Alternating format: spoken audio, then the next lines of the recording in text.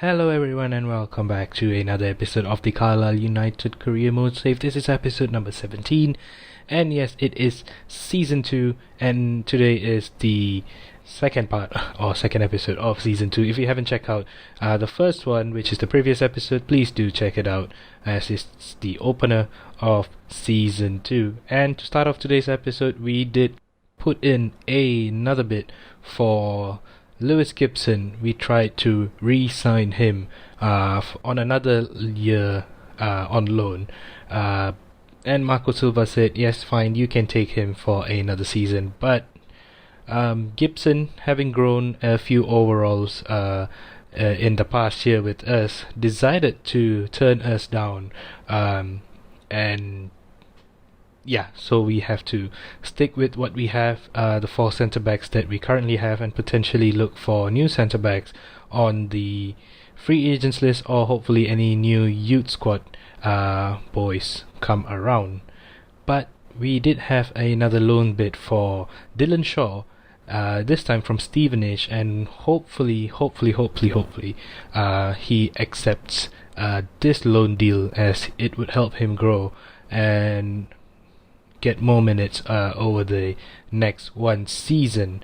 And there was another bid for Liam Price, and of course we were going to reject it anyway. And also the first game for us in League 1 since the 2013 and 2014 season, so here's to having a bright start to League 1 once again. And we did have a very big opportunity for ourselves to take the lead in the very early stages of the game, and after spending a few minutes to myself trying to figure out who was the best kick taker for us in this set piece, I decided that Nathan Thomas should probably have a go, as he was left-footed, and oh my word, what a free kick, what a bloody free kick from Nathan Thomas right there, straight into the top right corner.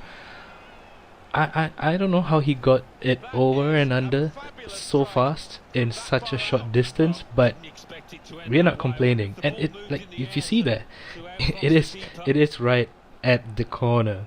So a fantastic free kick for us to take the lead in the first half, in the 6th minute in fact, and we had a chance to take a 2-0 lead, but the goalkeeper from Portsmouth saved them out. And towards the end of the first half, we sort of got complacent a little, and we have Tomala scoring the equalizer for Portsmouth just before half time.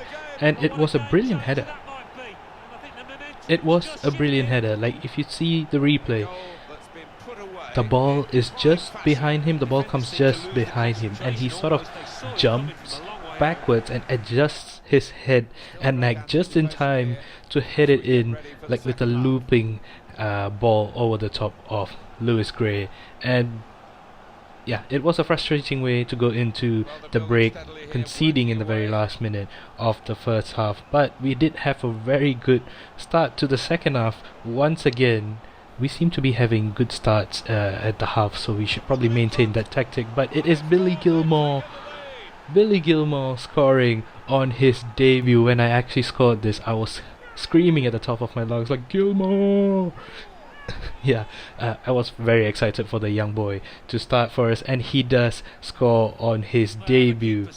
And it was also a wonderful setup from Oscar Mason to have his first assist in League 1 for us this season. And shortly after that, we probably should have taken a 3-1 lead, but the goalkeeper once again bailing them out. And oh, what a big moment this could be in the context of the whole match. Let's fly!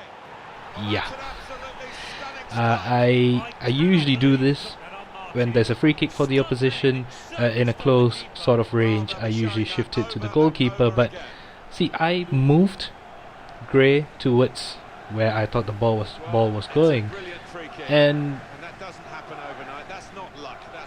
there seems to be no attempt to stop the ball from getting into the net. Like, he was already diving to the right side, but he still sort of retracts his arms instead of going full length to save the ball, but at the end of the day, it was a 2-2 draw.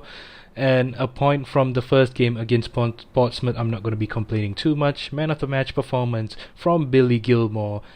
It's a decent start to life in League One. I thought we probably would lose the game, but again, a point from the first game against Portsmouth as well, so I'm not complaining too much. And coming back from that, you would have seen that Dylan Shaw's loan did get accepted, it did go through, and we're happy that Dylan is going to get some game time over at Stevenage for the rest of the season.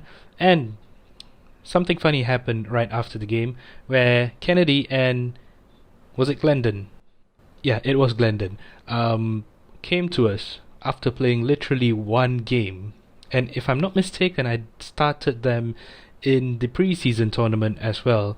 And they've come to us and say, thanks boss for letting me play and giving me an extended run. Like, mate, come on, get a grip. You just played one game. And again, you're going to be playing more games over the season, so I don't see why you guys are complaining too much about it. But anyway, coming into the second game of the season, the first one at home against Oxford United, it was a debut for the centre-back Freeman, and Colin comes back into the starting 11 just to see how he does in League One, and he almost saved the first goal for Oxford, and we seem to be a little inconsistent in terms of performances. But shortly after that, in the 27th minute, we did have an excellent chance to draw the game 1-1 in the first half, and it was Hallam Hope missing the target from a decent range. I would expect Hope to put that in the back of the net, and to be honest, if you're going to be playing in League One, you have to take chances, and this man took his chance. I thought we overplayed the ball, but Nathan Thomas with an excellent delivery, and yeah, it was just a bit sad to see Dickey score an own goal, but we take the goal. We are not complaining too much about it. And in the second half, right at the start, another shot saved from Nathan Thomas this time. And going back to Hallam Hope, I may decide to sign a new striker. As I mentioned earlier, in League One, in the league that we are right now, you have to take your chances, or we will be struggling in the game. As you would have seen there in the full-time stats, we had 2 shots, 0 on target, and one of it was from Hallam Hope, and the goal that we got was from an own goal, so that doesn't count as a shot on target. So I may choose to sign a striker instead of a right wing, as I mentioned earlier. But coming back from the second draw of the season, we were in 15th with 2 points. Yes, I know it is relatively very early in the season, but we should aim to have a better start in any season. But still, coming back to the last game of today's episode, it is the game against Wycombe Wanderers in the EFL Cup, or the Carabao Cup, and it was the full debut for Tyler Mason, the left wing, who was playing on the right, and also Murphy and Pereira, the striker that we got on the free agents list. And Murphy, to be fair to him, he did get a good strong hand to that cross, but nothing could have been done in that follow-up. If anything, the defender should have given him more cover. But in about the 16th minute, we did continuously press Wycombe, and also we tried, and finally Mike Jones, after rejecting a bid for Mike Jones earlier before this game started, we have an equalizer through Mike Jones, who comes in with an absolute banger just from outside the box, and he blasts it into the top left corner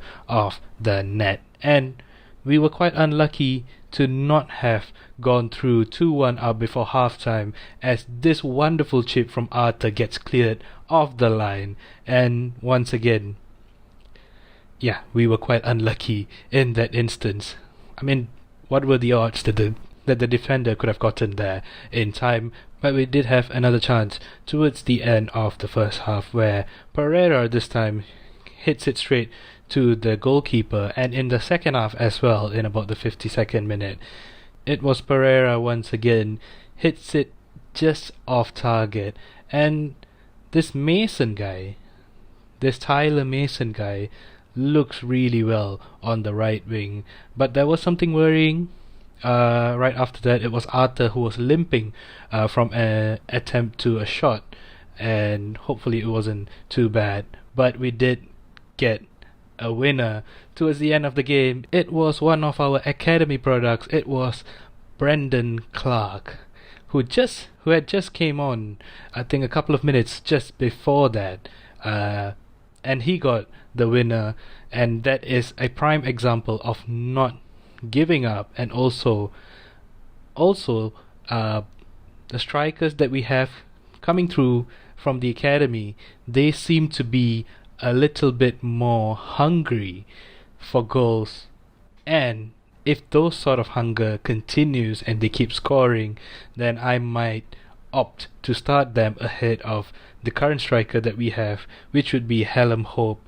And frankly speaking, Hope seems to be going downhill from last season. Maybe he's better off on the left wing, but once again, I would prefer him to be a striker for us, as he should be. And coming back from the game, we did have an injury update for Arthur, and he is out for the next 3 weeks. And I wasn't joking on the part where I was thinking of getting Hope out of the club and probably potentially sign a new striker in that very role. And this guy Kitagawa, I have been keeping an eye on him from the first season. As you guys would have known, I did tell you guys that I'm from Malaysia and I have a huge love and affiliation towards Asia itself.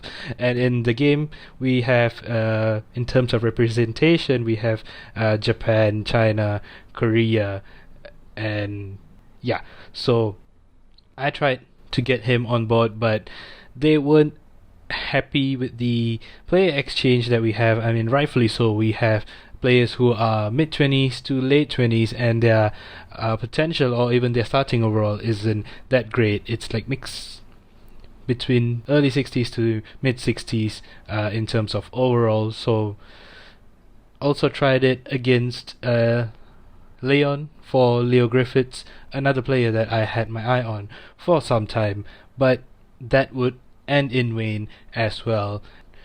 Hopefully we can sign someone new to take over the striker position for us, and hopefully that person leads us into many more glories along the way for this season. And that's where we will end today's episode. Thank you guys for watching today's episode. If you did enjoy today's episode, please do drop a like and subscribe to the channel. Hope you guys have a wonderful day, and I'll see you guys on the next one, where we may have a potential new signing. Bye.